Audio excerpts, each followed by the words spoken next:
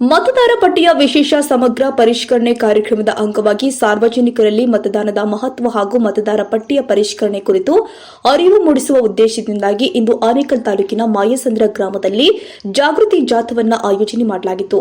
ಇನ್ನು ಕರ್ನಾಟಕ ಚುನಾವಣಾ ಆಯೋಗ ಮತ್ತು ಸ್ವೀಪ್ ಸಮಿತಿ ಬೆಂಗಳೂರು ನಗರ ಜಿಲ್ಲೆ ಹಾಗೂ ತಾಲೂಕು ಸ್ವೀಪ್ ಸಮಿತಿ ಆನೇಕಲ್ ತಾಲೂಕು ಸಹಯೋಗದಲ್ಲಿ ಮತದಾರ ಪಟ್ಟಿಯ ಪರಿಷ್ಕರಣೆ ಕುರಿತು ಜಾಗೃತಿ ಜಾಥಾವನ್ನು ಆಯೋಜಿಸಲಾಗಿತ್ತು. ಇನ್ನು ಜಾಗೃತಿ ಜಾಥಾಕ್ಕೆ ಅಧಿಕಾರಿಗಳು ಚಾಲನೆ ಕೊಟ್ಟಿದ್ರು. ಜಾಗೃತಿ ಜಾಥಾದಲ್ಲಿ ಮಾಯಸಂದ್ರ ಗ್ರಾಮ ಪಂಚಾಯಿತಿ ಮಾಜಿ ಅಧ್ಯಕ್ಷ ನಾರಾಯಣಪ್ಪ, ಪಿಡಿಒ ಶ್ರೀಮತಿ ವಿಜೇತಾ, ಬಳ್ಳೂರು ಪಿಡಿಒ ಜಯರಾಮ್, ಕಾರ್ಯದರ್ಶಿ ಕೃಷ್ಣಪ್ಪ ಮತ್ತು ವಿವಿಧ ಇಲಾಖೆಗಳ ಅಧಿಕಾರಿಗಳು, ಸಿಬ್ಬಂದಿ ವರ್ಗ, ಶಿಕ್ಷಕರು, ವಿದ್ಯಾರ್ಥಿಗಳು ಹಾಗೂ ಸಾರ್ವಜನಿಕರು ಭಾಗವಹಿಸಿದರು.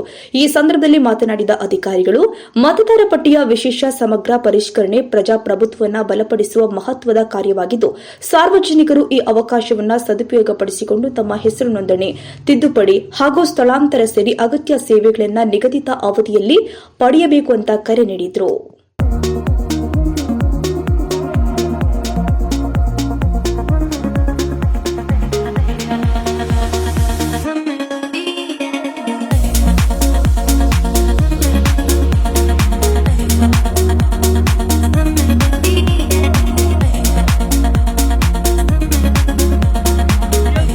ಸದಸ್ಯರಾದಂಥ ಪ್ರೌಢಶಾಲಾ ಮಕ್ಕಳು ಕೂಡ ಇದರಲ್ಲಿ ಭಾಗವಹಿಸಿದ್ದಾರೆ. ಅದೇ ರೀತಿ ಎತ್ತಿನ ಬಂಡಿಯ ಒಂದು ಚಾಲನೆಯನ್ನ ಕೂಡ ನಾವು ಕೊಡ್ತಾ ಇದ್ದೇವೆ. ಅದೇ ರೀತಿ ಆಂಬ್ಯುಲೆನ್ಸ್ ಮತ್ತೆ ಸ್ವಚ್ಛ ರಥದ ಮೂಲಕ ನಾವು ಈ ಒಂದು ಜಾಥಾವನ್ನ ಹಮ್ಮಿಕೊಂಡಿದ್ದೇವೆ. ಈ ಒಂದು ಸ್ವೀಪ್ ಕಾರ್ಯಕ್ರಮವನ್ನು